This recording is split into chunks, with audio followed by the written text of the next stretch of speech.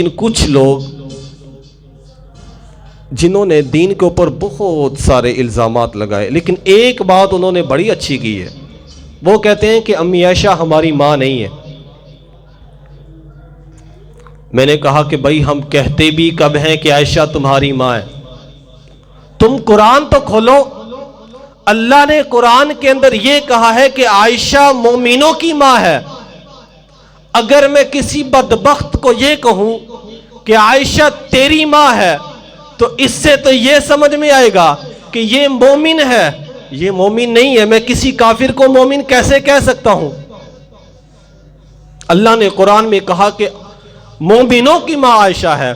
تو پھولوں کی خوشبو ہے یا چاندنی ہے، کسی شاخ تازہ کی تازہ کلی ہے، خدا جانے کس چیز سے تو بنی ہے، ابو بکر کی گود میں تو پلی ہے، تو ہے خاتون جنت کی ماں عائشہ، کوئی دنیا میں تجھ سا کہاں عائشہ، تیری پاکیزگی اور تقدیس کا ہے گواہ خالق دو جہاں عائشہ، سورہ نور میں جس کا ہے تذکرہ ہے اسی نور کی کہکشاں عائشہ۔